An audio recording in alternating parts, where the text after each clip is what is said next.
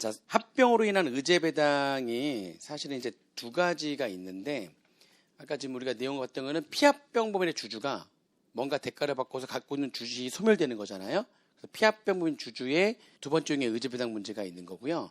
그 다음에 사례 6번은 어떤 거냐면, 그렇게 해가지고 이제 적격 합병이었을 때만, 피합병 법인의 주주는 적격 합병이든 비적격 합병이든 뭔가 대가를 받고서 갖고 있는 주식이 없어지기 때문에 적격이든 비적격이든 의제 배당 문제가 생겨요. 근데 그게 금액 계산하는 게 달라요. 그거에 대한 공부를 좀 할 거고요. 뭔가 아무튼 피합병 법인의 주주는 적격이든 비적격이든 뭔가 대가를 받고 가지고 있는 주식이 소멸되는 거니까 두 번째 용의 의제 배당 문제가 무조건 생기는데 계산 방법이 달라요. 그거에 대한 공부를 할 거란 얘기죠. 그리고 두 번째 의제 배당은 뭐냐면, 이제 적격 합병이었을 때는 피합병 법인의 주주들이 누구의 주주가 되죠, 이제? 적격 합병이었을 때는 합병 법인의 주주가 돼요, 이제. 그죠? 거의 80% 이상을 주식으로 주고, 그다음에 그 퍼센트 이상의 일정한 지배 주주가 이쪽에 또 주주가 되는 거니까, 뭐 이쪽에 주주가 돼요, 이제. 합병 법인의 주주가 되죠. 그러면 이 합병 법인이 나중에 합병한 이후에 합병으로 인해 가지고 순자산 증가된 부분, 이제 잉여금을 자본 전입해 가지고 무상주를 또 줘요. 벌써 또 어렵잖아요. 그러니까 일단. 그렇죠? 그래가지고 또 의제 배당 문제가 또 생기는데, 이게 이제 사례 6번이에요. 근데 사례 6번은 얘기할 게 좀 많아요. 얘기할 게 좀 많기 때문에 걔는 별도로 따로 찍는 게 맞을 것 같습니다. 시간상. 그럼 사례 5번만 확실하게. 자, 사례 5번에 대한 문제를 풀어볼 텐데, 자, 내용을 보시면 이런 거예요, 지금. 사례 5번에. 중에서 영지는 제16기의 상장법인인 B법인의 주식, 액면가액 5,000원짜리인데, 그거 1,000주를 800만 원에 취득했대요. 누가요? 주식회사 영지라는 회사가 B법인의 주식을 1,000주를 800만 원에 취득했대요. 근데 그걸 보유하고 있던 중에 19기에 B법인이 A법인에 흡수합병됐어요. 지금 영지는 피합병 법인의 누굽니까? 주주였다. 그렇죠. B법인의 주주였는데 B법인이 나중에 2019년도에 A법인한테 합병된 거예요.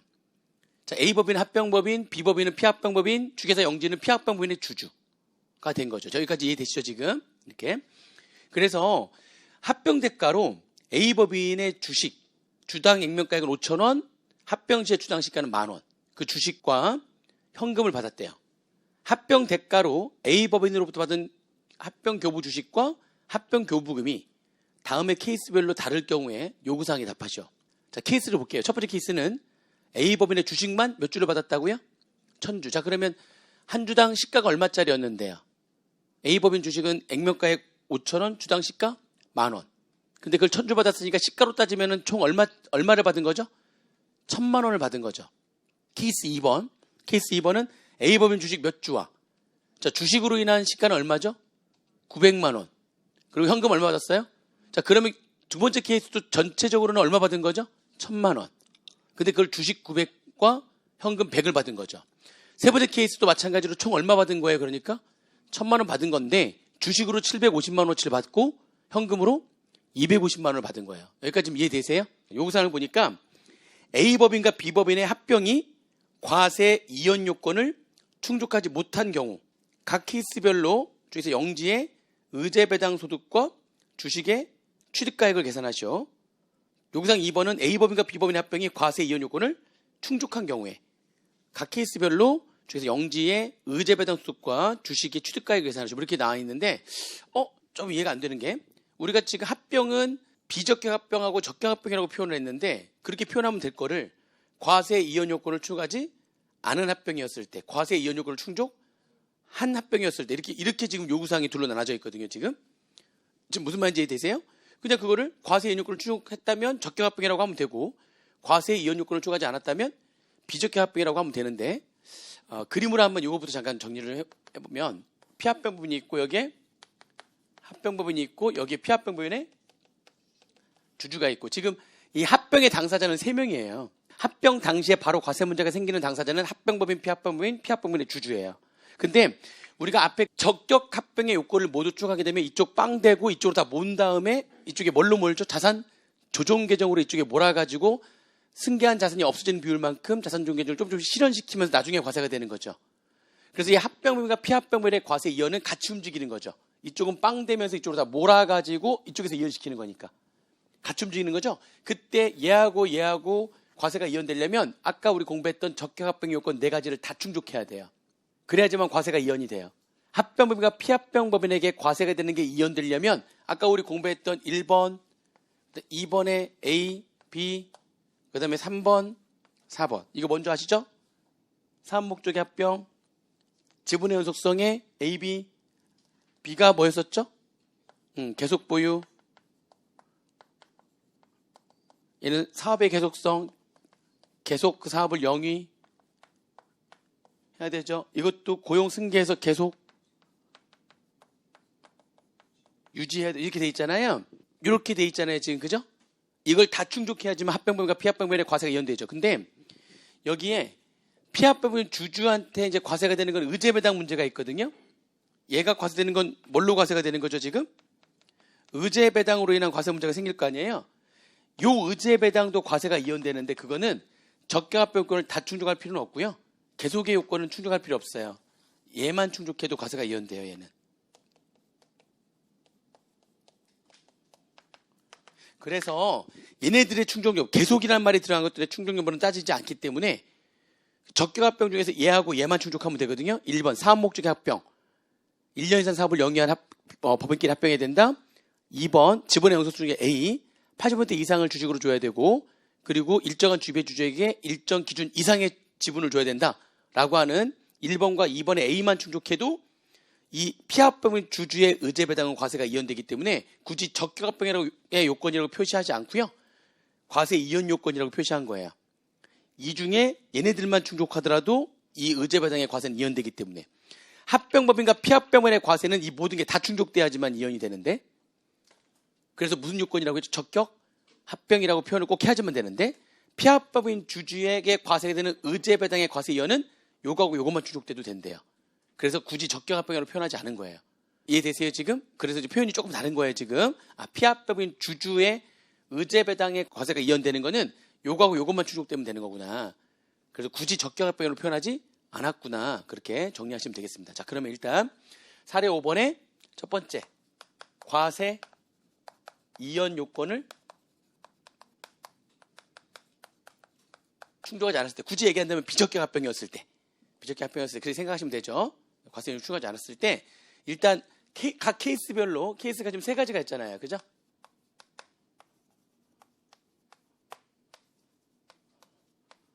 각 케이스별로 일단 뭐를 계산하라고요?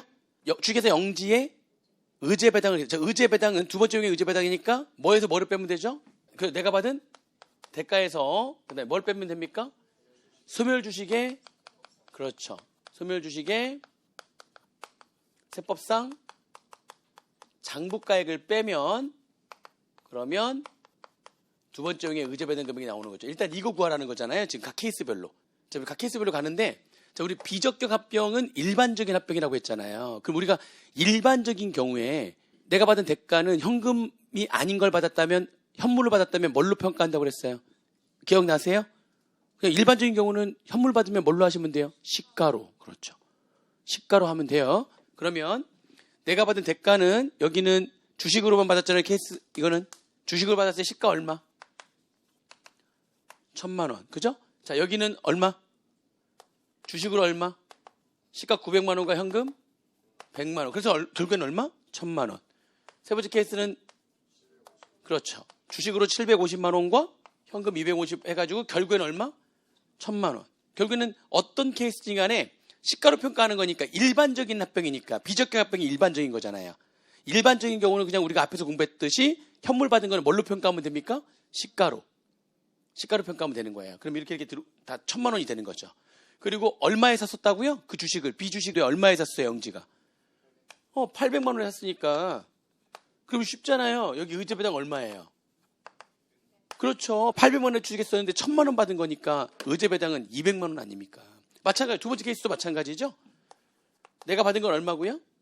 1,000만 원이고 얼마에 취득했으니까 800만 원에 취득했으니까 의제배당 얼마예요? 마찬가지죠, 이것도.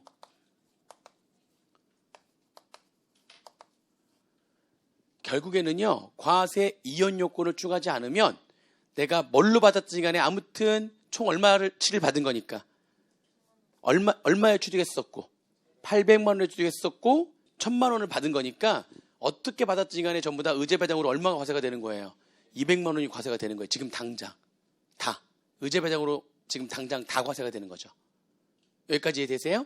자, 그럼 이렇게 한 다음에 두 번째로 뭘 물어봤냐면, 그리고 그랬을 때에 영지가 이제 A법인 주식을 취득했잖아요. 자, A법인 주식을 얘는 몇 주를 취득했죠? 1000주. 얘는 A법인 주식을 몇 주를 취득했죠? 두 번째 케이스는 900주. 세 번째 케이스는 A법인 주식을 몇 주를 취득했죠? 750주. 그러면 그 취득한 그 1000주, 900주, 750주인 A 주식의 취득가액이 얼마냐 이런 얘기예요. 이 A법인의 취득가액을 어떻게 계산하게 되어 있냐면요. 이거를 우리가 앞에서 자산의 취득가액, 진위세법 5장에 자산 취득가액 할 때 나중에 합병 분할할 때 공부할 거예요 라고 해서 안 배운 게 있어요. 그게 134페이지 보시면 진위세법 134페이지를 보시면은 거기에 134페이지 가로 1번에 반가로 4번 합병 또는 인적 분해에 따라 취득한 주식. 즉 합병으로 인해 가지고 영지가 A법인 뭐를 취득했죠? A법인의 주식을 취득했잖아요. 합병으로 인해 가지고 주식을 취득했죠? 그 주식의 취득가액을 어떻게 산식이 적혀 있네? 산식 한번 적어 볼게요. 이 주식의 취득가액은 일단 뭐에서요? 종전 주식의 장부가액에서 자, 뭐를 더해요? 뭐를 더하게 돼 있어요? 의제 배당액을 더하게 돼 있고요. 그 다음에 불공정 자본거래를 분여받은 걔는 일단 고려하지 마세요. 지금 우리 제대로 된 합병도 힘든데 무슨 불공정 합병이 걔는 아니에요. 걔는 일단 없다 치세요. 걔는 없다 치고 뭐를 빼게 돼 있어요. 거기서 또 합병이나 분할 교부금. 여기는 합병이니까 합병 교부금을 빼게 되면 그러면 이렇게 A 주식의 취득가액을 구할 수가 있는 거래요. 자, 이게 무슨 말인지 볼게요. 이게 도대체 무슨 말이냐. 잘 보세요. A법의 취득가액은 종전 주식의 장부가액이 결국은 종전 주식이 지금 B 주식 아닙니까? B 주식의 장부가액 얼마? 장부가액 취득가액이고 장부가액이잖아요. 그죠? 원가법이니까 원가법으로 취득한 금액이 지금 현재 장부가액 아닙니까? 세법상 800에다가 뭘 더해요? 의제 배당을 더해요. 지금 800에다가 의제 배당을 더하면 그러면 결국엔 뭐가 되는 거예요? 대가. 근데 그 대가 안에 뭐 받은 금액이 있으면 빼는 거예요? 현금 받은 게 있으면 빼는 거예요. 합병 교부금. 자, 첫 번째 케이스는 현금 받은 거 있어요? 없어요? 없으니까 그 1000주에 대한 취득가액은 얼마가 되는 거예요? 1000만 원. 자, 두 번째도 볼게요. 보세요. 두 번째도 종전주식 장부가액에다 의제 배당을 더하면 뭐가 되죠? 대가. 그 대가 안에서 현금 받는 걸 빼면 그렇죠. 900주에 대한 취득가액은 얼마가 되는 거예요? 900만 원. 마찬가지로 세 번째 케이스도 종전주식 장부가액에다가 의제 배당을 더하면 대가가 되죠? 그 대가 중에 현금 받는 거 빼면 750주의 취득가액은 얼마 되는 겁니까? 750만 원. 하고 나니까 이게 각 주식의 뭐죠? 각 주식의 1000주일 때 시가, 900주일 때 시가, 750주일 때 시가 아니에요? 그때 케이스별로의 각각의 뭡니까? 시가가 취득가액이 되는 거예요. 그러니까 지금 다시 한번 얘기해 볼게요. 첫 번째 케이스는 과세 이연 요건을 추가하지 않은 합병은 쉽게 얘기하면 비적합 합병, 즉 일반적인 합병. 우리가 알고 있는 일반적인 경우로 생각하시면 되는 거예요. 의제 배당할 때에도 주식을 받으면 현물 받은 거는 뭘로 평가하면 되고? 시가. 그리고 주식의 취득가액은 결국에는 뭐가 되는 거죠? 시가. 취득 당시에 시가. 일반적인 거니까 일반적으로 생각하면 된다고요. 여기까지 이해되세요? 자, 그러면 이게 이 시가가 그대로 유지가 된 상태에서 시가를 받고 나중에 판 거야. 그랬을 때 나중에 처분 이익이 얼마냐? 시가 받고 팔았어요. 그러면 이거 1000만 원 현금 들어왔죠. 처분에 시가만큼 들어왔대요. 그리고 얼마가 없어지고요. 지금 팔았으면은. 그죠? 이 1000만 원이 없어지면서 송금되고 시가만큼 들어온 금액이 입금되고 처분이익은 없죠. 마찬가지로 그대로 시가가 10,000원으로 유지가 되는 거야. 그때 처분했다면 900주 팔았을 때 얼마 들어오고요? 900만 원 들어오고 그때 없어지는 장부가액만큼 송금이 되는 거잖아요. 들어온 금액 입금 900, 없어진 장부가액 900. 처분이익은 없죠. 마찬가지죠? 없죠. 즉 다시 말하면 과세 이연 요건을 추가하지 않으면 합병 시에 의제 배당으로 각각 어떻게 받았든지 간에 주식으로만 받든 주식하고 현금하고 나눠받든 어떻게 받았든지 간에 당장 합병 시에 얼마가 과세가 되고 의제 배당으로 200만 원씩 과세가 되는 거죠. 당장 과세가 되고 나중에 과세가 안 되는 거죠. 왜냐면 이건 과세 이연 요건을 추가하지 못했기 때문에 합병 시에 다 과세가 되는 거예요. 어떻게 받았든지 간에 주식과 현금으로 얼마를 받았다면 합계 금액으로 1000만 원 받았다면 합병 시에 200만 원이 전부 다 과세가 돼버리는 거예요. 그냥 과세가 이연되는 거예요. 바로 과세가 되는 거예요. 바로 과세가 돼버리는 거예요. 그런데 이제 그러니까 얘는 일반적인 경우니까 어렵지가 않아요. 오히려 뭐가 어렵겠어요? 과세 이연 요건을 추적했을 때 무슨 합병일 때? 쉽게 얘기하면 적격 합병. 물론 적격 합병의 요건 중에 절반만 충족하면 되긴 하는데 적격 합병이었을 때, 즉 과세 이혼 요건을 충족했을 때가 이제 문제가 돼요. 우선 2번입니다.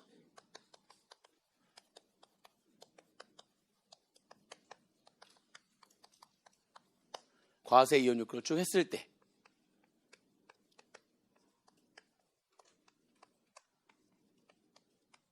케이스별로.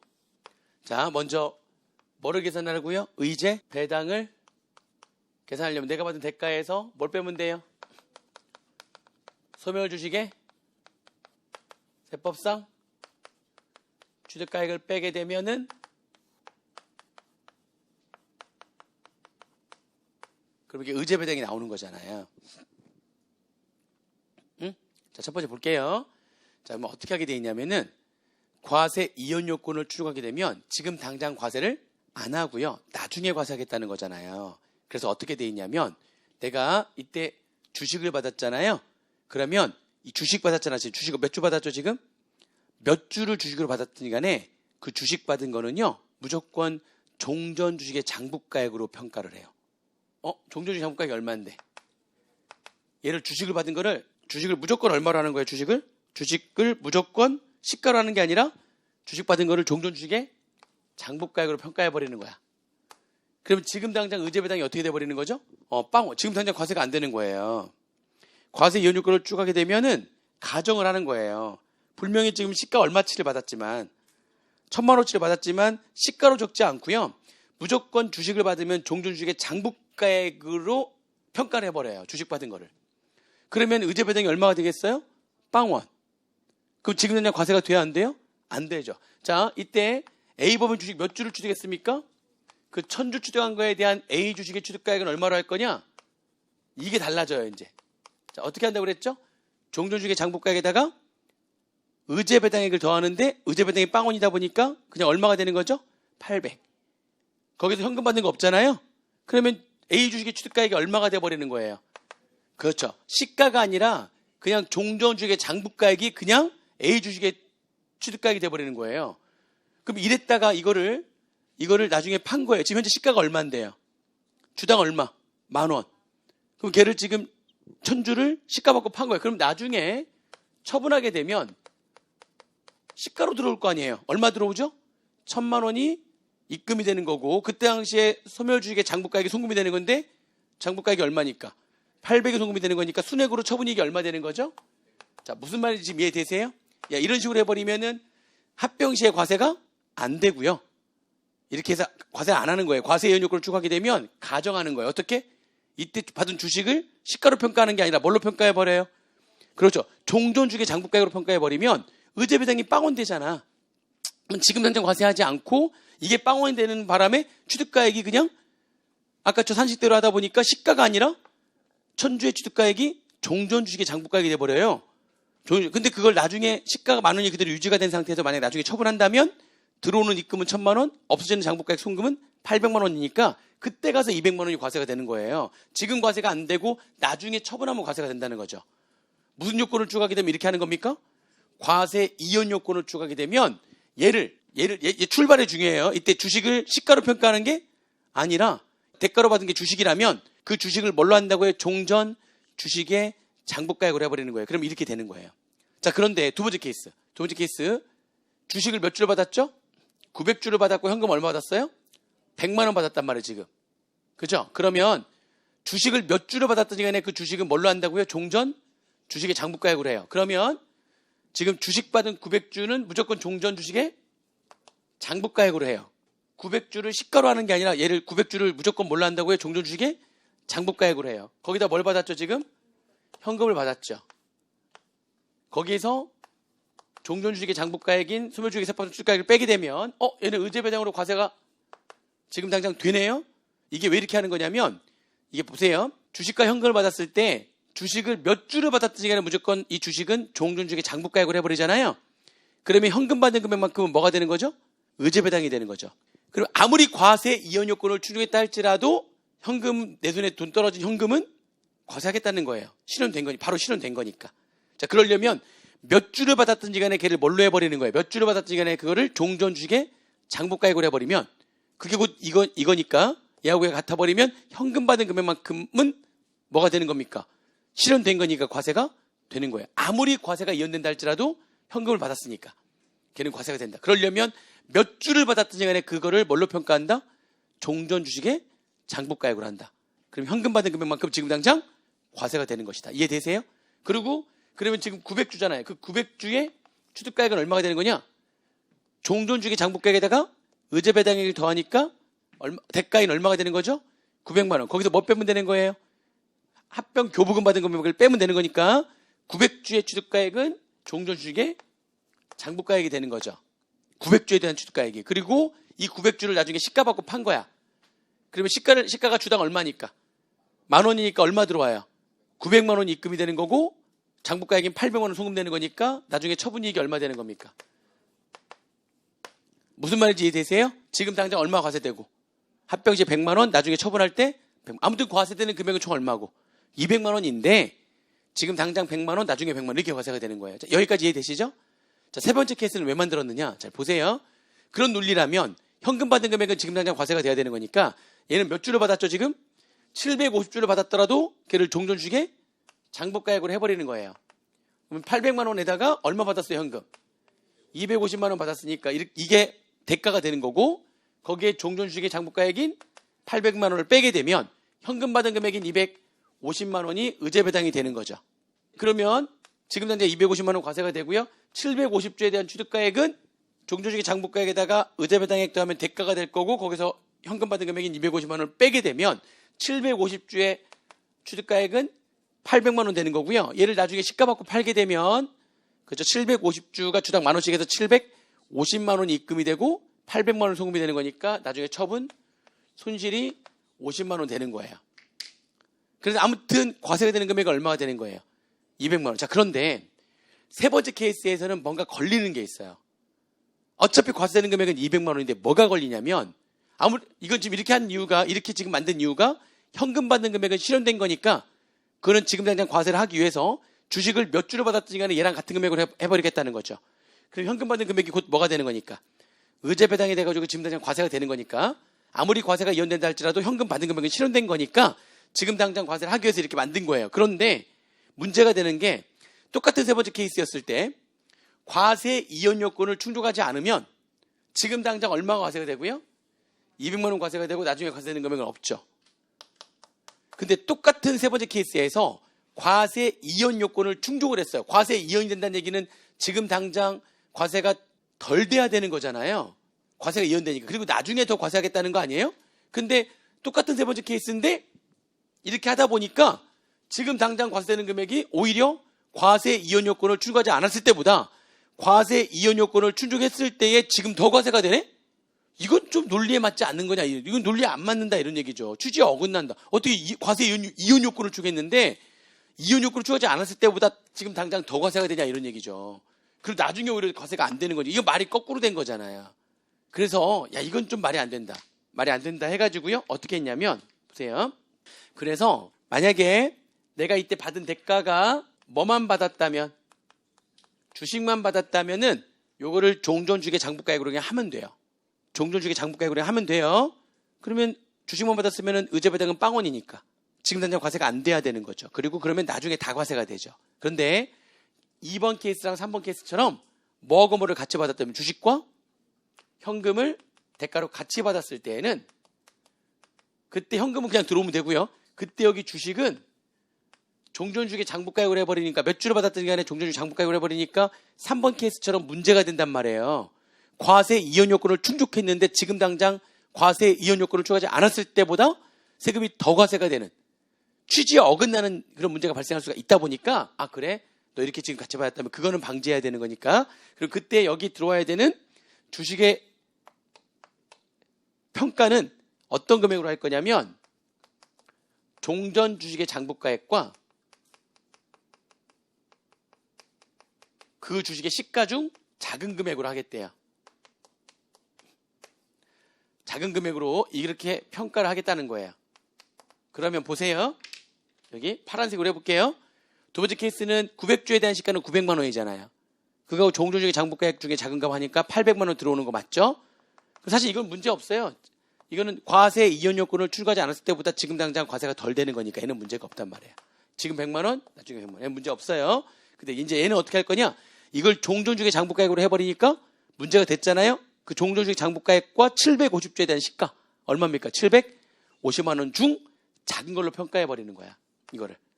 그럼 여기가 얼마가 들어가는 거예요? 750만 원이 들어가면은 1000만 원에서 800 빼는 거니까 지금 당장 의제배당이 250만 원이 아니라 200만 원이 되는 거라서 과세 이연 요건을 추가하지 않았을 때보다 더 과세되는 건 아니죠. 최소한 같긴 한 거야. 더 과세가 되면 말이 안 되는 거니까. 같은 거죠, 200. 자, 그 다음에 그러면 750조에 대한 취득가액 어떻게 될 거냐? 종전주기 장부가에다가 의제배당액을 더하면 얼마 되는 거예요? 대가인 1000만 원 되는 거죠? 그래서 현금 받은 거 빼는 거니까 750조에 대한 취득가액이 800만 원이 아니라 750만 원이 되는 거죠. 그럼 나중에 시가대로 받았다면 750 입금되고 750이 송금되는 거니까 처분이익은 빵원이 되는 거죠. 최소한 과세 이연 요건을 충족하지 않았을 때보다 지금 당장 더 과세되는 일은 방지할 수가 있다는 거죠. 그래서 자, 지금 여기 논리를 다시 한번 잠깐 봐볼게요. 자, 과세 이연 요건을 충족하지 않았을 때, 즉 얘가 일반적인 거예요. 일반적인 거는 어렵지가 않아요. 왜냐하면 여기 주식 받은 거 다 뭘로 평가하면 되고, 다 평가를 시가로 평가하면 되고, 그럼 의제배당으로 지금 당장 과세가 다 될 거고, 그죠? 그러면 취득가액도 시가인 거고, 이 산식이 이렇게 돼 있지만 이 산식은 이때 이 취득가액 어떻게 할 거냐? 요 산식대로 해가지고 얘하고 얘를 더한 금액 해가지고 뭘 만들고 대가로 간 다음에 거기서 현금 받는 걸 빼면 돼요. 그게 여기 과세 연료를 추가하지 않았을 때는 전부 다 시가가 돼버리는 거죠. 이게 시가가 되는 거고, 근데 나중에 그거 받고 시가 받고 팔았다면 나중에 처분 손익은 없는 거죠. 이쪽은 어렵지가 않아요. 문제는 뭡니까? 과세 이연 요건을 충족했을 때가 문제가 되는 겁니다. 의제배당은 지금 당장 과세를 안 하기 위해서 시가로 평가하는 게 아니라 주식만 받았다면 이 평가 금액을 뭘로 한다고요? 종전주식의 장부가액으로 해버리는 거야. 그럼 얘랑 같으니까 지금 당장 의제배당은 빵원. 그러면 A주식의 취득가액은 어떻게 되냐면 시가가 아니라 얘에서 이건 더한 금액에서 800이죠? 현금 받은 거 없으니까 그냥 종전주식의 장부가액이 취득가액이 돼버리는 거죠. 그럼 나중에 시가 받고 팔았을 때 그때 가서 과세가 된다는 얘기입니다. 그런데 주식과 현금을 같이 받았다면 현금 받은 금액은 실현된 거기 때문에 지금 당장 그래도 현금 받은 건 과세하겠다는 거죠. 그래서 주식을 몇 주로 받든지 간에 이것도 종전주식의 장부가액으로 평가하는 거예요. 그러면 현금 받은 것만큼만 의제배당이 되는 거죠. 그리고 그 900주가 결국에는 얘 취득가액도 종전주식 장부가액이 800만 원 되는 거고요. 나중에 900만 원 받고 팔면 100만 원만큼의 처분이익이 발생하는 건데, 문제는 아무리 현금을 받았다 할지라도 주식을 750주 받은 거를 무조건 종전주식 장부가액으로 다 해버리면 문제가 될 수가 있기 때문에 이렇게 주식과 현금을 같이 받았을 때는 이때 주식의 평가는 어떻게 한다? 종전주식 장부가액과 그 주식의 시가 중 작은 금액으로 해버리면 된다는 거죠. 그런 식으로 하게 되면 최소한 과세 이연 요건을 추가하지 않았을 때보다 지금 당장 더 과세되는 문제는 없다는 거죠. 더 과세가 되는 건 아니라는 거죠. 그래서 이렇게 만들면 되고, 이게 만드는지 이 사례 5번 문제의 흐름을 제대로 이해하셔야 됩니다. 그랬을 때 주식의 취득가액은 이거는 이제 종전주식 장부가액이 아닌 시가가 되는 거죠. 두 주의 작은 금액. 그리고 그걸 받고 팔았으니까 처분이익은 나중에 없는 겁니다. 그래서 요 문제 있잖아요. 지금 그 사례 5번 문제, 그 사례 5번 문제를 제대로 이해하시면 피합법인 주주의 의제배당과 주식의 취득가액을 명확하게 이해할 수가 있어요. 과세 이연 요건을 쭉 했을 때랑 추가하지 않았을 때랑 구분해가지고 나눠서 할 수가 있다는 겁니다. 아시겠죠? 그렇게 해서 정리하시면 되고요. 그 다음에 363페이지 가로 2번에 해당되는 게 이제 사례 6번인데, 에이, 됐어요. 사례 6번은 이거는 제가 따로 찍어가지고 얘기를 해놓겠습니다. 한 이것저것 설명을 좀 할 필요가 있으니까 한 45분 정도에서 시간 투여가 될 것 같은데, 첫 번째 유형의 의제배당이 있죠. 그거랑 연결해가지고 다 이해를 해야 되기 때문에 따로 찍어놓을 거니까 한번 보세요. 그거는. 자, 그 다음에 얘기할 게 어떤 얘기를 잠깐 좀 해볼 거냐면 360페이지 한번 잠깐 봐보실래요? 360페이지. 거기 제일 위에 무슨 말이 나오죠? 지금 이게 어떤 얘기냐면은 적격 합병의 요건을 모두 충족했어요. 그러면은 자산주중 개정을 통해서 과세가 뭐가 되는 거죠? 지금 합병법인과 피합병법인한테 지금 주주 얘기 아니에요. 합병법인하고 피합병법인한테 적격 합병 요건을 모두 추가하게 되면 피합병법인은 빵 되고 합병법인한테 다 모은 다음에 뭘로 몰아요? 합병법인에 자산 조정 개정으로 다 몰아가지고 과세를 이연하잖아요. 근데 그러려면 적격 합병 요건을 모두 충족했어야 되는 거죠. 충족을 일단 해서 자산 조정 개정을 가지고 과세를 이연을 딱 했는데 거기 내용 보시면 이게 이제 시험 문제 나오는 겁니다. 했는데 합병 등기를 독하는 사업연도에 저 첫 번째 줄 360페이지 첫 번째 줄의 끝에 합병 등기를 속할 끝에부터 두 번째 줄로 넘어가요. 합병 등기를 속하는 사업연도에 다음 사업연도 개시로부터 몇 년?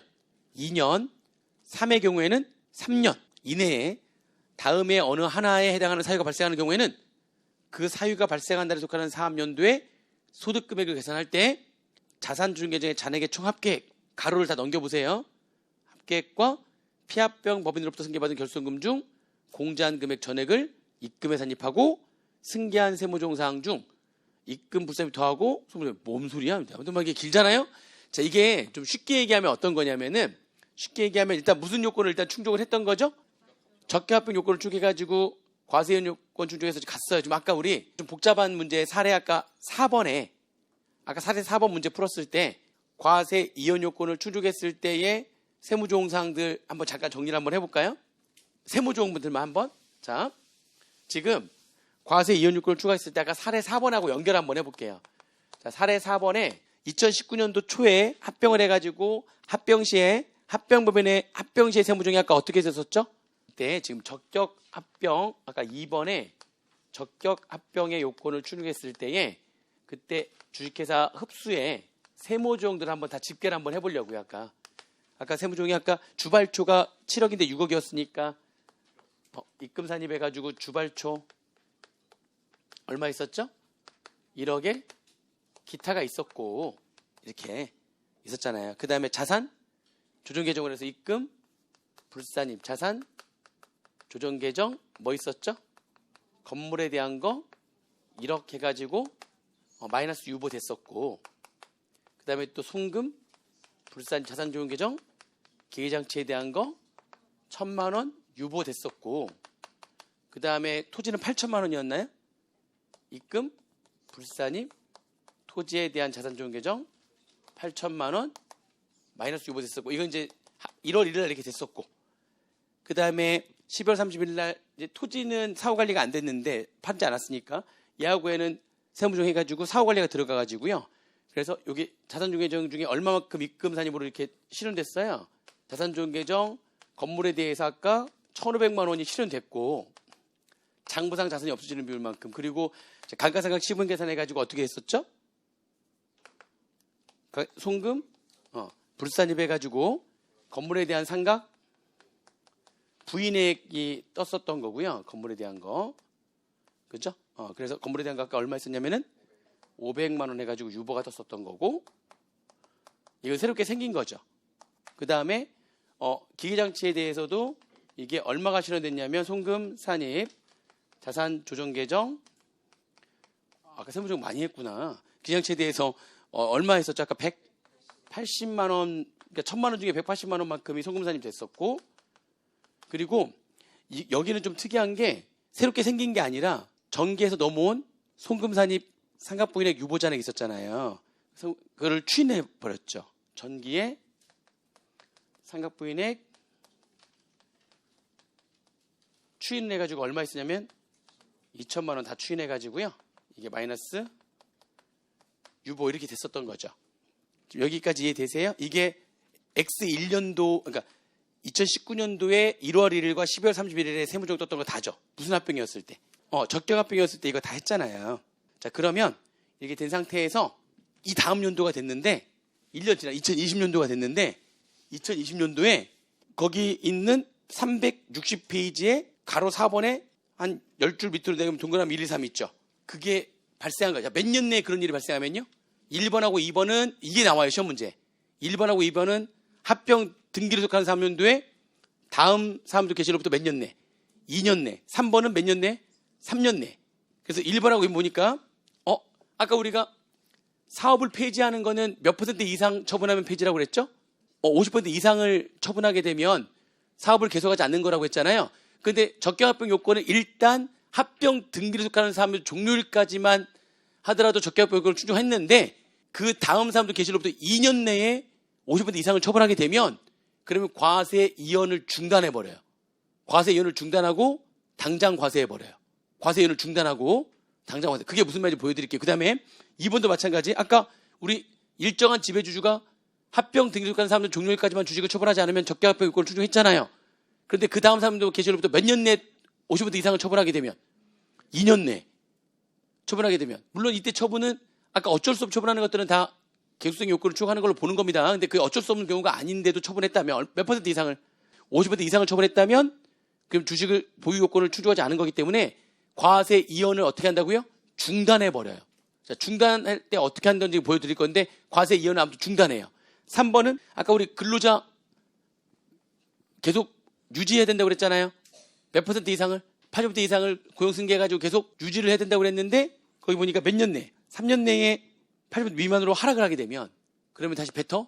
네, 그러니까 과세 이연을 중단해요. 지금 거기 있는 1, 2, 3번의 그 내용이 이렇게 2019년도에 이렇게 해서 과세 이연을 했어요. 근데 그게 2020년 또는 2021년도 3번의 고용 승계는 2022년도까지 3년까지 그 안에 저런 일들이 발생하게 되면 과세 이연을 어떻게 한다고? 과세 이연을 중단합니다. 자, 그러면 과세 이연을 중단하면 어떻게 하죠? 예를 들면 바로 2020년도에 사업을 폐지한 거야. 2020년도에 뭐 해버렸어요? 사업을 폐지한 거죠. 사업 폐지했다는 얘기는 승계한 고정자산, 사업용 고정자산, 유무형자산과 투자자산의 50% 이상을 처분해버린 거예요. 그러면 이제 과세 이연을 중단하는데 어떻게 할 거냐? 일단은 모든 승계한 유보, 자산 조정 계정 남았던 거 있잖아요. 걔를 일단 다 없애요.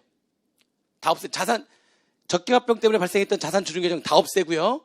다 없애고 그다음에 승계한 유보가 혹시 남아 있다면 걔를 다 유보를 다 추인해 버려요. 다 추인해 버립니다. 자, 그러면 일단 먼저 자산 조정 계정을 다 없앱니다. 자산 조정 계정 전부 다 추인. 일단 자산 조정 계정 다 추인.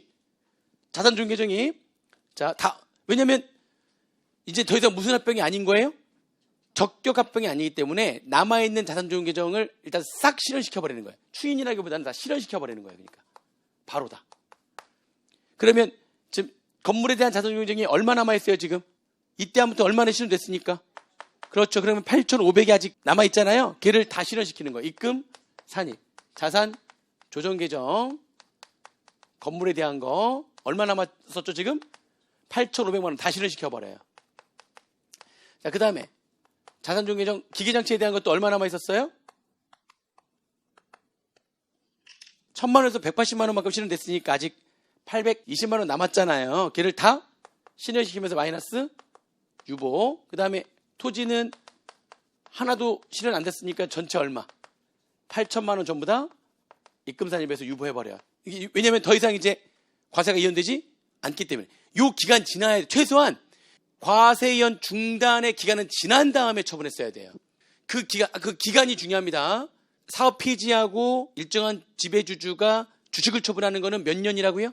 합병 등속한 사면도에 다음 사면도 개시로부터 2년, 고용승계 계속 유지를 못하는 거는 다음 사면도부터 3년 내에 고용 유지를 못하게 되면 과세 이연을 중단한다. 그 중단한다는 얘기는 자산조정 계정 남아있는 걸 다 뭐 해버린다? 실현시켜버린다는 거죠. 이제 다 실현.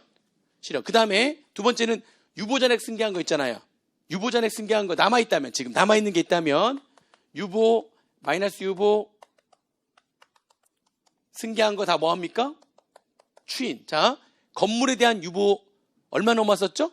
아까 건물이 1,000만 원 넘었었고요. 기계가 2,000만 원 넘었었고요. 금융자산이 마이너스 유보잔액으로 600이 넘었었어요. 그래서 순액으로 2,400이었단 말이에요. 건물이 1,000만 원 넘어온 거는 추인된 적이 없어. 오히려 더 생겼지. 그러면 지금 건물 넘어온 유보잔액 1,000만 원은 그대로 지금 살아있잖아요. 걔를 다 어떻게 해버리는 거예요? 추인.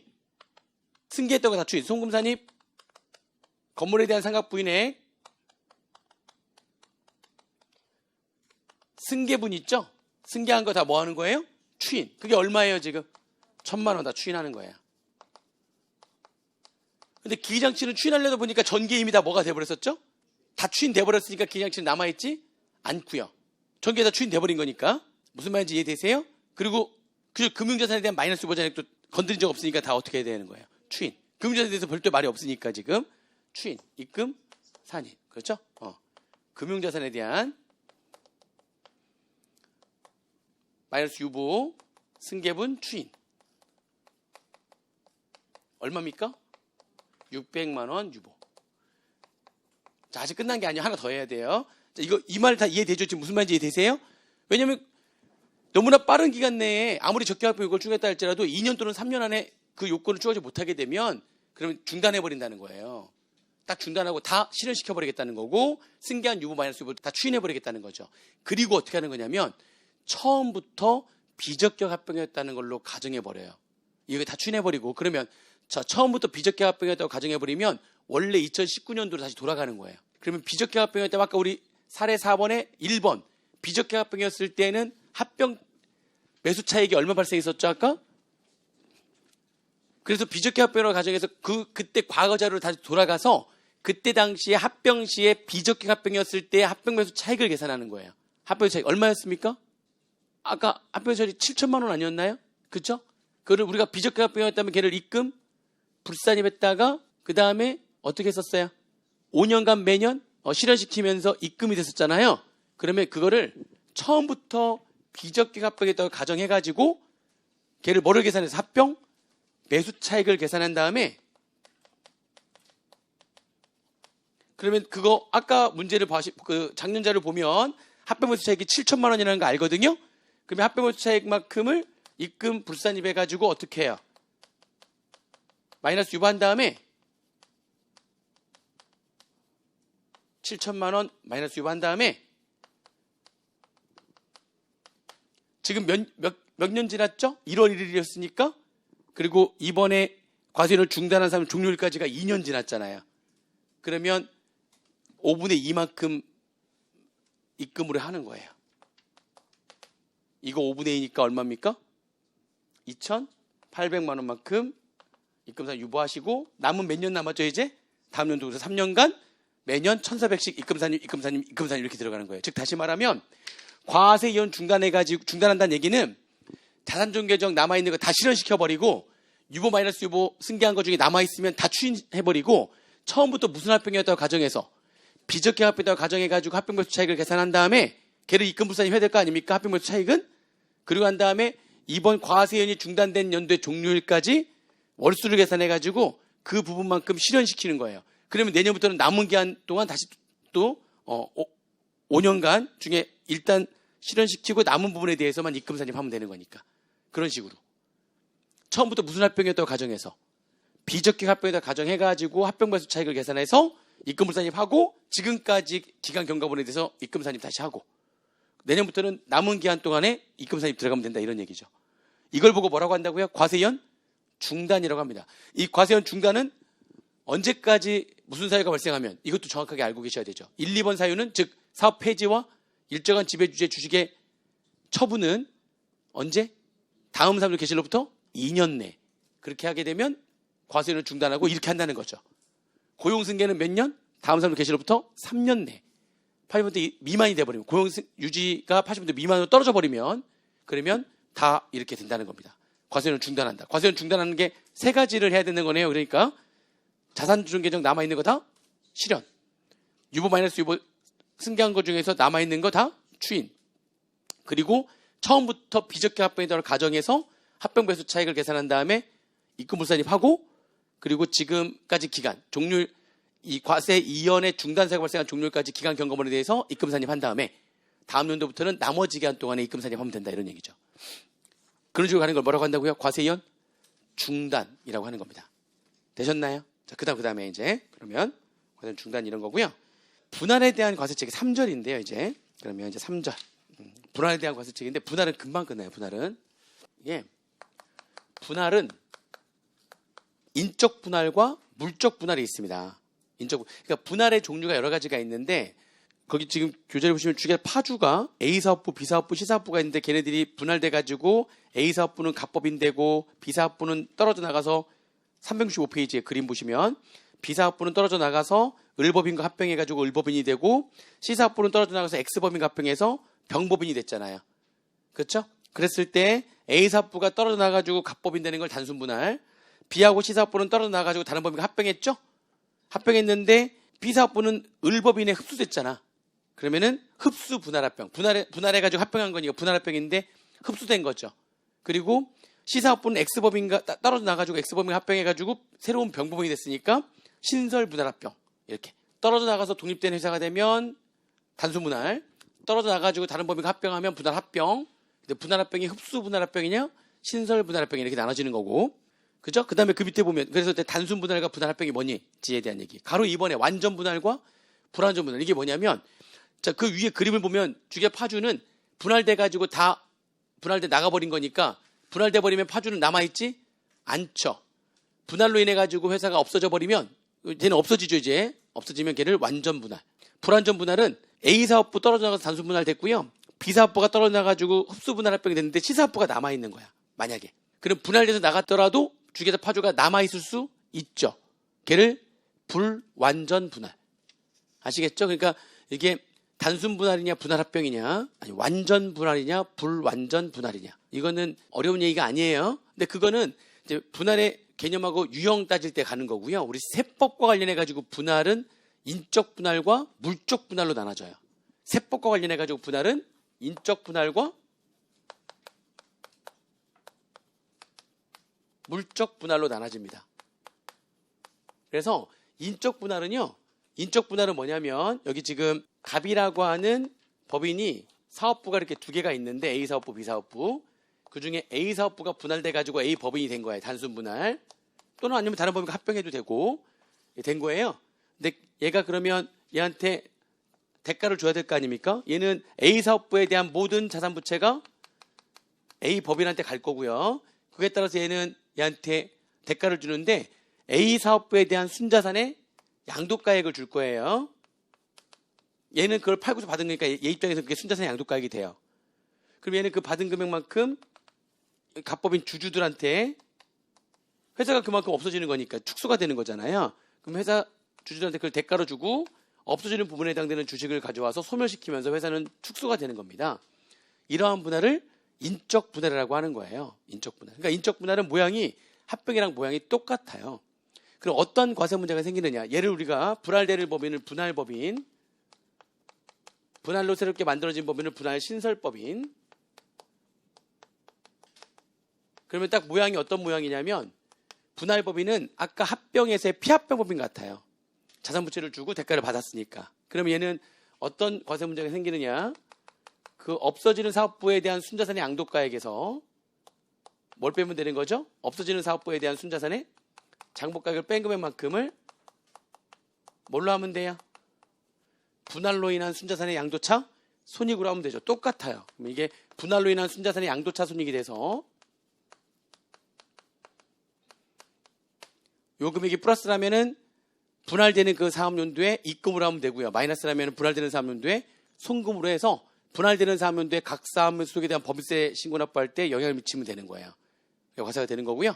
그 다음에 얘는 뭔가 대가를 받고 주식이 소멸됐으니까 뭐 하면 돼요? 의제 배당. 똑같아요. 과세 이혼 요건을 충족하지 않았을 때 의제 배당은 일반적인 의제 배당이니까 알고 있는 대로 시가로 해가지고 하시면 되고요. 과세 이혼 요건을 충족한 의제 배당은 아까 합병이랑 똑같이 하시면 돼요. 그때 받은 대가를 어떻게 하면 돼요? 주식만 받았다면 종전주식에 장부가액으로 해가지고 의제 배당 들어가면 되고요. 이때 받은 대가를 주식과 현금으로 같이 받았다면 어떻게 하면 돼요? 그때 주식 현금은 들어오면 되고 주식은 종전주식 장부가액과 시가 중 그 주식에 대한 시가 중 작은 금액으로 하시면 돼요. 똑같아요. 자, 얘는 어떤 문제가 생겨요? 얘는 어떤 문제가 생겨요? 가져온 순자산은 뭘로 승계한다고요? 시가. 그러면은 순자산의 시가에서 자기가 준 순자산의 양도가액을 뺀 금액만큼 이게 플러스가 될 수도 있고 마이너스가 될 수도 있죠. 플러스가 돼버리면 그만큼 분할로 인한 매수차 이익이 발생하는 거고요. 마이너스가 되면 분할로 인한 매수차 손이 발생하는 거죠. 그럼 분할 매수차액은 똑같이 몇 년간 5년간 균등 분할해가지고 입금을 하는 거고요. 분할 매수차손은 그만큼 돈을 더 줬다는 거잖아요. 똑같아요. 아까 합병 매수차손이랑 똑같아요. 돈을 더 줬다는 거니까 사업상 가치가 있어가지고 더 준 거라면 5년간 뭐가 되는 거고요. 균등 분할 송금 되는 거고요. 가치가 없는데 더 준 거라면 그렇죠. 이건 비정상적인 거니까 송금으로 아예 인정할 수 없죠. 똑같습니다. 똑같은 과세 문제가 생기는 거예요. 자, 그러면 이제 얘가 무슨 요건을 추구하게 되면 이렇게 되면 지금 당장 과세를 막 해야 되는 거잖아요. 분할도 원활하게 하게 하는 게 기업의 구종 측면에서는 도움을 주는 거기 때문에 이렇게 세금을 많이 내면 함부로 분할 못할 거 아닙니까? 그죠? 적격 분할의 요건. 적격 분할의 요건을 모두 충족하게 되면 그렇죠. 그럼 얘는 얼마를 줬든지 간에 이 순자산 양도가액은 순자산 장부가액으로 해서 이걸 얼마로 한다고요? 빵으로 해버리고 얘하고 얘한테 과세되는 금액은 딱 정해져 있잖아요. 순자산 시가에서 장부가액 뺀 금액일 때 그걸 다 어디로 몰아버리는 거예요. 그리고 분할 신설법인 쪽으로 다 몰아버리는 거죠. 이쪽으로 다 몰아버리는 거고 이쪽에 뭘로 몰아요? 그만큼 순자산 장부가액으로 갖고 오고 시가로 증액하면서 자산 조정 계정으로 몰죠. 그러면 그 승계한 자산이 없어지는 비율만큼 자산 조정 계정이 실현되면서 입금이 되는 거죠. 조금씩. 똑같습니다. 과세 방법이. 똑같아요. 그러니까. 아시겠어요? 그때 그럼 적격 분할의 요건이 뭐냐? 똑같습니다. 사업 목적의 분할, 지분의 연속성은 두 가지가 충족돼야 되고요. 3번은 뭐에서 사업의 분할로 승계한 사업을 계속 영위해야 되는 사업의 계속성, 네 번째 고용, 여기 사업부에 관계된 고용을 그대로 승계해야 되는 거죠. 똑같아요. 모양이 똑같은데 약간의 차이가 있다면 아까 우리 합병에서는 사업 목적의 합병은 1년 이상 사업을 영위한 법인끼리 합병하면 되는 거였잖아요. 근데 분할은요, 좀 사업 목적의 분할은 좀 길게 사업을 했던 법인이 분할해야 돼요. 5년 이상 사업을 한 법인이 분할해야 됩니다. 사업의 계속성이 1년이 아니라 몇 년이라고요? 5년 이상 사업을 계속한 법인이 분할하는 거예요. 두 번째, 2번의 A가 좀 다른데 나머지는 다 똑같아요. 2번 A는 뭐였었죠? 아까 합병일 때 합병 대가로 주는 것 중에 지분의 연속성이니까 지분 주식을 몇 % 이상 줘야 된다고 그랬어요. 80% 이상을 줘야 된다고 그랬잖아요. 근데 단순 분할이잖아요. 이게 단순 분할의 경우에는 100%를 주식으로 줘야 돼요. 100%를 주식으로 줘야지만 되는 거고요. 분할해가지고 다른 법인과 합병하면 합병과 똑같이 몇 % 이상만 주식으로 주면 돼요. 80% 이상만 주식으로 주면 됩니다. 그것만 차이가 있어요. 이게 1년이 아니라 몇 년이라고요? 5년 이상 사업을 계속한 법인이 분할돼야 되고요. 이번에 A는 주식으로 주는 게 단순 분할이라면 주식을 몇 %를 줘야 된다고요? 100%를 다 주식으로 줘야지만 적격 분할이 되는 거고요. 분할돼가지고 다른 법인과 합병하는 분할 합병은 합병과 똑같이 몇 % 이상만 주식으로 주면 돼요. 80% 이상만 주식으로 주면 돼요. 이것만 차이가 있고 나머지는 똑같습니다. 계속의 요건은 똑같아요. 다 그러니까 이게 똑같아요. 그러니까 적격 분할의 요건은 적격 합병의 요건하고 요것만 좀 차이가 있다 이렇게만 정리하시면 돼요. 그리고 인적 분할은 과세 체계가 뭐랑 똑같다? 합병과 똑같다. 합병과 똑같다. 적격 분할이 적격 합병하고 약간의 요건의 차이가 있을 뿐이다. 과세 문제는 똑같다. 아시겠죠? 분할법인이 무슨 위치에 있는 거예요? 합병법인에 위치해 있는 거고 분할 신설법인이 합병법인에 위치해 있는 거고 아시겠죠? 과세 문제는 똑같습니다. 그러면 뭐만 공부하면 되는 거냐면 물적 분할이라는 것만 공부하면 되는 거예요. 인적 분할은 합병과 과세 문제가 똑같기 때문에 아시겠어요? 이것만. 그럼 물적 분할이라고 하는 건 뭐냐? 그래서 물적 분할은요 법인세법에서 공부를 한번 했던 거예요. 물적 분할은 얘가 분할법인이 이렇게 값이 있어요. 이렇게 사업부가 B 사업부가 있고 A 사업부가 있어요. A 사업부가 분할돼 가지고 분할 A 법인이라는 분할 신설법인이 된 거예요.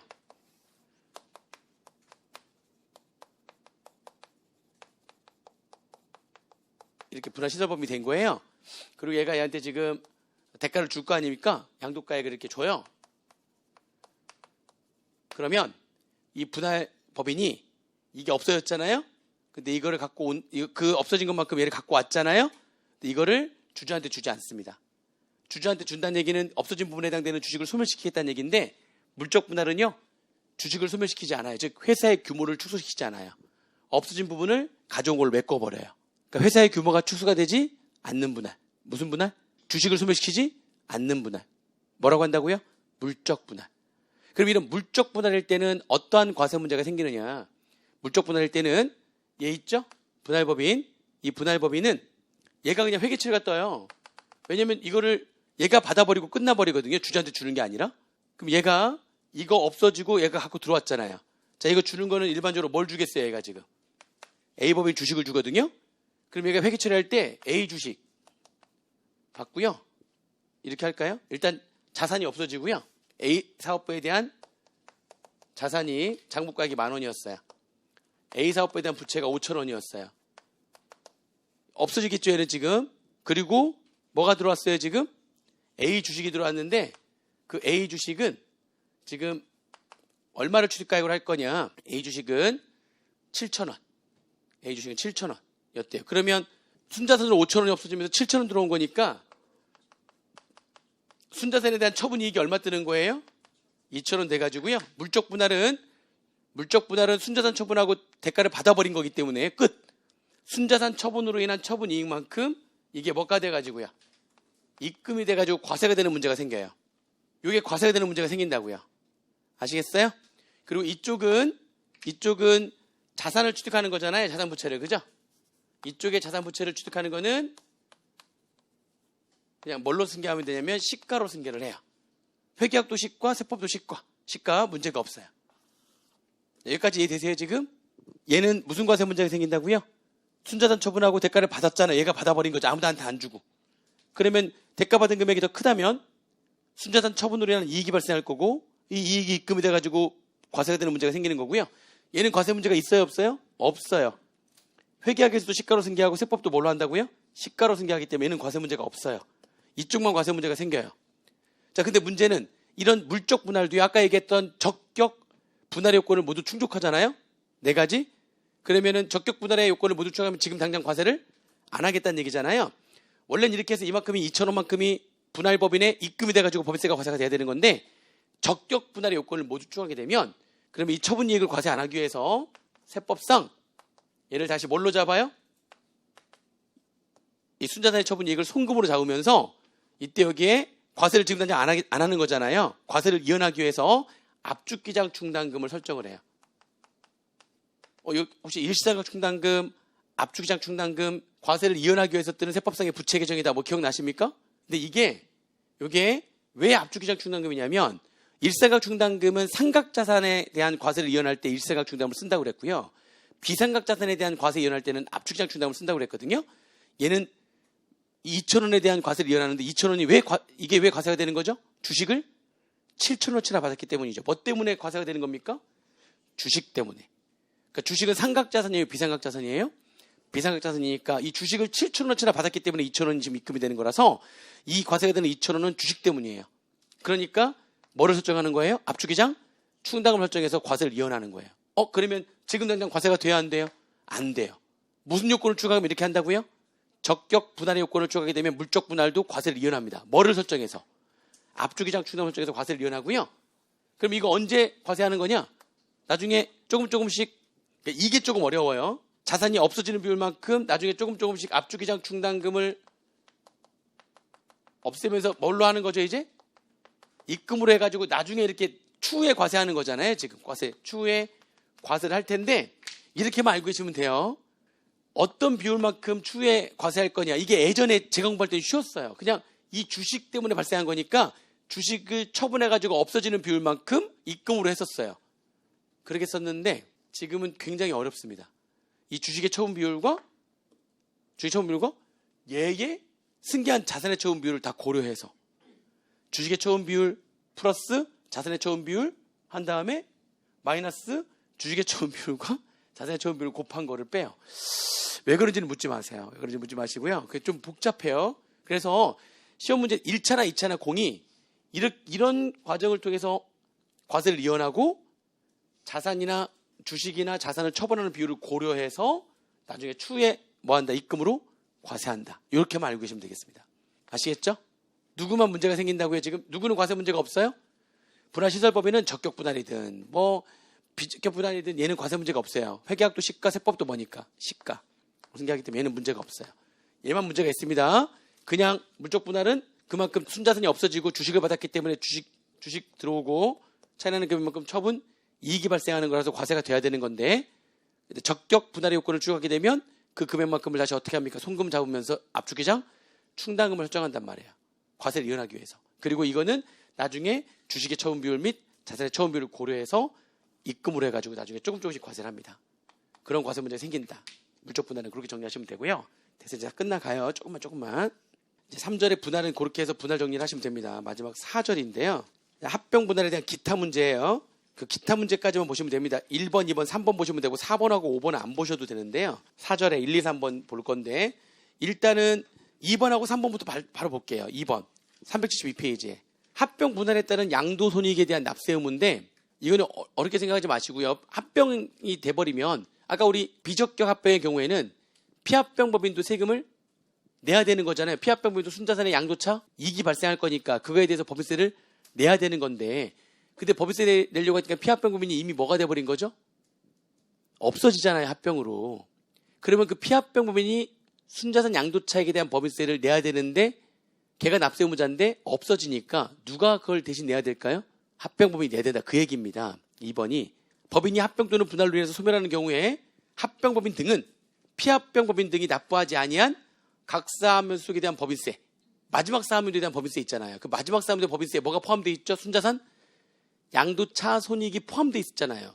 그래가지고 마지막 사업면에 대한 법인세를 내야 되는데 합병으로 없어져 버렸으니까 안 낼 수도 있잖아요. 그러니까 안 낸 금액은 누가 내야 된다고요? 합병법인이 납부를 먹겠다. 당연한 얘기입니다. 이해되시죠? 우리 국기법 공부할 때 피합병법인의 모든 납세 의무는 누가 승계하기 때문에, 합병법인이 승계하기 때문에 그가 같은 맥락이에요. 피합병법인이 안 냈다면 누가 다 내는 거예요? 합병법인이 전부 다 내야 되는 겁니다. 이해되시죠? 그 다음에 세액감면과 세액공제의 승계인데, 자, 비적격합병일 때는 문제가 안 돼요. 왜냐하면 비적격합병은 단절되는 거죠. 피합병법인은 팔아버린 거고 합병법인을 새롭게 취득하는 겁니다. 새롭게 시작하는 거예요. 그래서 단절되는 거니까 문제가 안 되는데, 무슨 합병일 때는, 적격합병일 때 우리가 세액공제나 세액감면은요, 세액공제는 조특법상 세액공제, 이제 세액공제가 올해 500이 돼야 되는데 한도에 걸렸어. 200만 원. 그러면 300만 원 공제가 안 된 거는, 세액공제는 웬만하면 하나 빼놓고는 다 5년간 웬만하면 2월 됩니다. 그러면 올해 500만 원 계산됐는데 한도에 걸려가지고 200밖에 못 받았다면 나머지 300만 원을 앞으로 5년간 2월 해가지고 공제를 받을 수가 있어요. 그 다음에 세액감면이라고 하는 거는 일반적으로 공장을 지방으로 이전하잖아요. 10년간 세액감면을 받아요. 3년 동안은 100%, 그 뒤에는 50%의 10년 동안 세액감면을 받거든요. 근데 내가 지금 피합병법인이었는데, 내가 비법인인데 올해 세액공제를 했는데, 아직 합병되기 전에 2018년도에 세액공제 했는데 500만 원 계산됐는데 한도에 걸려가지고 200만 되고 300은 안 됐어요. 몇 년간 2월 된다고요? 5년간 2월 되는데 다음 연도 1월에 합병된 거예요. 얘. 그러면 몇 년간 2월 해야 되는, 5년간 2월 해야 되는 300만 원의 세액공제를 합병법인이 승계하는 겁니다. 그래서 합병법인 쪽에서 5년 동안 2월 해가지고 공제를 하는 거예요. 세액감면도 마찬가지예요. 세액감면도 내가 공장을 지방으로 이전했어요. B법인이. 그래가지고 지금 2년째 계속 세액감면 받았는데 앞으로 8년 남았잖아요. 10년간 세액감면 받아야 되는데 2년 있다가 A법인 합병된 거예요. 그럼 나머지 몇 년간 또 8년 동안 계속 뭐를 해야 됩니까? 세액감면 한다는 거예요. 즉 다시 말하면 2월 된 세액공제액과 남은 기한 때는 세액감면, 무슨 합병일 때에는, 적격합병일 때에는 피합병법인에게 쪽에서 2월 된 세액공제와 남은 기한에 대한 세액감면을 합병법인이 그대로 승계하는 겁니다. 세액공제감면을 승계하는 거예요. 그래서 남은 부분에 대해서 2월 하고 세액감면 받고, 그리고 2월 된 세액공제도 받을 수가 있다는 겁니다. 무슨 합병일 때는요? 적격합병일 때에는 세액감면과 세액공제를 그대로 승계하는 거예요. 그리고 지금 여기에 세액공제감면만 지금 나와 있고 앞부분에 또 나와 있는 건데, 여기에서 얘기 안 하고 앞부분에서 얘기한 게 한 게 있어가지고 뒤에 없는 건데요. 마찬가지로 아까 이미 앞에서 뭘 얘기했었죠? 적격합병이면 유보나 마이너스 유보를 승계한다는 걸 앞에서 얘기했었죠. 그래서 뒤에 없는 거예요. 비적격합병일 때는 유보 마이너스 유보를 승계하지 않고요. 그건 앞에서 얘기했기 때문에 여기 따로 없는 겁니다. 그 이외에 세액감면공제도 승계한다는 겁니다. 유보 마이너스 유보 말고도 세액공제감면 승계한다. 그러면 무슨 말인지 이해되시죠? 무슨 합병일 때? 적격합병일 때. 자, 이제 마지막 얘기예요. 1번의 마지막 얘기인데, 적격합병 시의 2월 급수의 승계에 대한 얘기인데, 이게 비적격합병일 때에는 문제가 안 되는데요. 적격합병일 때에만. 자, 비적격합병일 때는 안 그런데 적격합병일 때는요, 얘가 피합병법인이 2월 결손금이 있는 거예요. 그러면 비적격합병일 때는 단절되는 거니까, 사실 생각해 보세요. 2월 결손금은 가져오면 좋아요, 안 좋아요? 2월 결손금은 발생했을 때는 상태가 안 좋지만 걔를 가지고 오면은 나중에 소득금액에서 뭐 할 수 있으니까 공제할 수 있잖아요. 10년간 2월 해가지고 공제하는 거니까 2월 결손금은 향후 나중에 10년 동안 소득금에서 공제할 수 있잖아요. 그럼 2월 결손금은 가져오는 게 좋은데, 적격합병은 그대로 피합병법인을 떠오는 개념이니까 비적격합병일 때는 끊어지는 거니까 승계가 안 되는데, 피합병법인의 뭐를요? 2월 결손금을 무슨 합병일 때는요? 적격합병일 때는 합병법인이 승계할 수가 있어요. 얘를 그대로 승계해요. 다만 조건이 있는데 승계를 하긴 하는데요. 승계를 하긴 하는데, 그러면 이제 합병법인 쪽에서 나중에 소득이 발생하면 거기서 얘를 공제해야 될 거 아닙니까? 근데 합병법인에서 발생하는 그 소득을 꼭 구분 격리해야 돼요. 원래 기존의 사업에서 발생하는 소득과 승계한 사업에서 발생한 소득. 둘로 나눠가지고요. 기존 사업의 소득과 승계한 사업에서 발생한 소득을 구분해야 돼요. 구분해서 어떻게 할까요? 구분해가지고 승계한 노란색 승계한 이월결손금은 어느 소득에서만 공제할까요? 그렇죠. 여기에서만 공제합니다. 여기에서만 공제해요. 그것도 몇 년간. 이미 여기서 3년 지났어. 그렇죠. 남은 기간 동안에만. 7년간. 자, 그럼 반대로 해볼게요. 반대로. 그러면 빨간색. 기존 사업에서 이월결손금이 있었던 거야. 여기에서도 합병 전에 이미 뭐가 있어요, 지금? 이월결손금이 있었던 거야. 그러면 합병법인의 기존 사업에서 발생한 이월결손금은 여기서 공제할 수 있을까, 없을까? 없어요, 또 이거는 그러니까. 이거는 또 어디에서만 공제되는 거예요?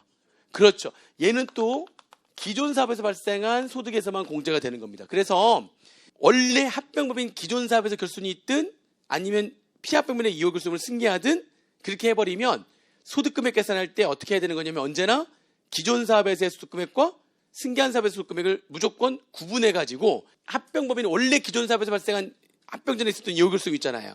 걔는 여기에서만 공제하는 거고 승계한 이월결손금은 여기서만 공제하는 거예요. 자, 그런데 합병 이후에 발생한 결손금은요. 그럼 당연히 어디에서 공제하면 되겠어요? 전체 소득금액에서 공제하면 돼요. 걔는 문제가 안 돼요. 지금 이거는 뭐가 문제가 되는 거죠? 합병 전에 있었던 기존 사업에서의 결손금과 그리고 피합병법인의 결손금을 승계했다면 걔네들은 여기에서만 공제하고 여기서만 공제하는데 합병 이후에 발생한 결손금은 모든 사업에서 발생한 소득에서 공제할 수가 있어요. 지금 무슨 말인지 이해되시죠? 자, 여기까지 이해되세요? 하나만 더 해볼게요. 그러면 지금 다 끝났어요. 하나 머리를 쓰는 거야. 또 그러니까 야, 우리나라 사람들은 진짜 잔머리가 장난 아니에요. 이건 잔머리가 아주 큰 머리죠. 약간 큰 머리인데 이거는 왜냐하면 이렇게 해놨더니 또 회계사가 이걸 머리를 썼는지 세무사 바로 머리를 썼어요. 그 다음 연도에 또 개정이 됐는데 이렇게 딱 해놨더니 얘가 피합병법인이 사실은 망가진 법인이잖아. 그럼 사실 망가진 법인은요, 망가질 때 가지고 있었던 자산 생각을 해보세요. 합병될 때는 깔끔하게 사실 필요 없는 거 다 정리하고 뭐하고 팔고 다 한 다음에 깔끔하게 탁 해서 탁 이렇게 합병되는 거 일반적으로 다 그렇죠. 일반적으로 이제 세대를 합할 때에도 부부가 합할 때에도 겹치는 거 다 팔고 뭐하고 다 처분하고 다 처분하고 깔끔하게 탁 합병을 하는 거예요. 그게 제대로 된 합병이죠. 그런데 얘가 지금 잘 나가겠어요? 망가졌겠어요? 망가졌잖아요? 그게 망가졌는데 쓸데없는 자산들이 엄청 많아. 자산들 많고 하는데 그 자산을 사실 합병하기 전에 다 어떻게 깔끔하게 다 처분하고 정리한 다음에 그 다음에 합병을 딱 해야 되는 게 원래 맞는 거죠. 근데 얘가 딱 처분하려고 했더니 이거 담당하는 회계사가 잠깐만요. 처분하시면 이거 아니 자기 상태가 안 좋으니까 잘 나가지 못하는 법이다 보니까 처분하면 처분 이익이 발생하겠어요? 처분 손실이 발생했어요. 그래서 당신은 처분 손실이 발생하잖아. 왜 처분해? 처분 손실이 발생하면 결손금이 더? 그렇지 않아도 결손이 많은데 결손금이 더 커져버리는데 그러면 결손이 커져버리니까 이쪽에 와가지고 여기서만 공제가 되잖아. 그냥 머리를 쓰는 거야. 처분하지 말래요. 처분하지 말고 가지고 있는 쓸데없는 자산 막 처분해봤자 손실 엄청나게 발생할 수밖에 없는 그런 쓰레기 같은 자산들을 처분하지 않고 합병해버리는 거야. 합병한 다음에 누구 보고 처분하라고 하는 거죠? 그렇죠. 그러면 합병 이후에 발생한 손실이니까 합병 이후에 발생한 손실이 발생하면 어떤 소득이든지 간에 소금 산입이 되는 거죠. 만약 그게 합병 이후에 너무나 손실이 커서 결손이 나버리더라도 모든 소득에서 그 다음 연도에 공제할 수 있죠. 여기서만 공제하는 게 아니라 굳이 여기서 괜히 처분하게 해버려가지고 처분 손실이 더 커져버리면 그러면 이월결손금 많은 상태에서 와버렸자 여기서만 공제가 되는 거냐 제약이 있잖아. 그러니까 그런 쓰레기 같은 자산을 처분하지 않고 오히려 그대로 가져와 막 또 머리를 쓰는 거죠. 막 처분하려고 왜 처분하냐고 그 소중한 자산이라고 처분하지 말라고 하고 합병을 다 한 다음에 어디서 처분하게 해버리는 거예요? 합병법인 쪽에서 처분하게 해버리는 거야. 무슨 말인지 이해되세요? 그러면 이쪽에서 처분 손실이 발생하잖아요. 그래서 어떻게 하려고 했던 거죠 지금? 모든 소득에서 소금 산입해버리고 만약에 그 처분 손실이 커서 결손이 발생해버리면 모든 소득에서 그 다음 연도에 이월해가지고 공제가 되는 거니까 공제가 훨씬 빠를 거 아닙니까? 공제가 빨리 되면 빨리 될수록 유리하니까. 뭔 얘기인지 이해되세요? 누가 또 1년간 그렇게 한 거야. 그래가지고 그 다음 연도에 만들어진 거예요. 그 바로 다음에 뭐가 있습니까? 지금 가로 1번하고 가로 2번은 이월결손금 승계와 공제 제한은 같이 설명드린 거고요. 넘겨보시면 마지막에 합병 372페이지 가로 3번. 합병 전에 보유하던 자산을 뭐 했습니까? 합병 후에 처분한 거예요. 합병 후에 처분했다는 말이 빠진 거죠. 합병 전에 보유하던 자산을 언제 처분한 거예요? 합병 후에 처분한 거예요. 그래서 뭐가 발생했다면 처분? 손실이 발생하잖아요. 그리고 처분 손실을 어디에서만 소금 산입하냐면 이월결손과 똑같이 해야 되는 거니까 합병 전에 얘가 가지고 있던 쓰레기 자산을 합병 후에 처분한 거야. 원래 그 전에 처분했어야 되는데 깔끔한 상태에서 합병했어야 되는데 서로가 쓰레기 같은 자산들을 갖고 있다가 합병 후에 처분해가지고 막 송금산입하려고 하는 건데 어디에서만 송금산입하겠어요? 얘가 갖고 있던 합병 전의 자산을 처분해가지고 합병 후에 처분 손실이 발생하면 기존 사업에 발생한 소득에서만 송금산입합니다. 송금산입합니다. 그러면 송금산입 다 못한 금액은 어떻게 되겠어요? 2월 근소금처럼 2월 해가지고요. 기존 사업에서 발생한 소득에서만 10년간 공제합니다. 마치 2월 근소금 승계한 것처럼. 자, 얘도 마찬가지예요. 얘도 피합병물에 가지고 있던 쓰레기 자산 합병 후에 처분했어요. 그래서 처분 손실이 발생했다면 어디에서만 송금산입합니까? 승계한 사업에서 발생한 소득에서만 송금산입하고요. 이거보다 송금산입 금액이 더 커버리면 송금산입 다 안 되잖아요. 그럼 남은 금액은 송금불산입된 금액은 송금으로 다 안 된 금액은 2월 해가지고 어디에서만 공제하겠어요? 승계한 사업에서 발생한 소득에서만 공제. 마치 뭐처럼 2월 근소금 승계해가지고 공제하는 것처럼. 1년간 누가 잔머리 쓴 거예요. 1년 뒤에 또 개정된 거예요. 이게 무슨 말인지 이해되시죠? 읽어보시면 이해가 됩니다. 연결되는 거예요. 그러니까 2월 근소금의 승계랑 합병 전에 보유한 자산을 합병 후에 처분하는 거랑 연결되는 거예요. 아시겠죠? 됐습니다. 다 했어요. 그리고 제가 하나 남은 거는 봐봐요. 못 하잖아요. 그게 있으면 큰일 날 뻔했잖아요. 하나 남은 거는 그거는 다음 주 중에 제가 찍어서 올려놓을 거니까 그거는 한번 보세요. 한 40분 정도 걸릴 것 같아요. 한 40분 정도 걸려가지고 할 것 같은데 그 사례 6번 있죠. 그 풀어보시면 되고요. 아무튼 특강은 다 마무리했으니까 회계사는 지금 다음 주부터 객관식 들어갑니다. 여기까지 들어가서 회계사는 다음 주 목요일부터인가요? 해가지고 목요일인가 금요일인가부터 해서 객관식 들어가는 거고 세무사는 다음 주부터 해가지고 세법이 이제 지금 현재 심화반 하고 있잖아요. 세법 심화가 지금 다다음 주부터인가? 다다음 주부터인가 해서 아마 들어갈 거예요. 지금 조금씩 이제 날씨가 추워지고 있죠. 추워지고 있고요. 이제 정신 차려야 될 시간이 된 거죠. 지금 시간은 충분합니다. 회계사 시험은 140일여 남았고요. 세무사 시험은 셀 수 없이 많이 남았으니까 그러니까 충분히 할 수 있어요. 충분히 할 수 있고요. 거의 세무사 시험 한 200일 남은 거 아닌가요? 200일까지는 아닌가요? 200일 정도 남은 것 같은데 세무사 시험은 한 200일이면 세상이 두 번 바뀝니다. 그러니까 충분하니까요. 너무 긴장하지 마시고 열심히 남은 시간 동안에 최선을 다해가지고 준비하시면 원하는 결과 얻을 수 있을 거예요. 수업은 이걸로 마치겠습니다. 수고하셨습니다.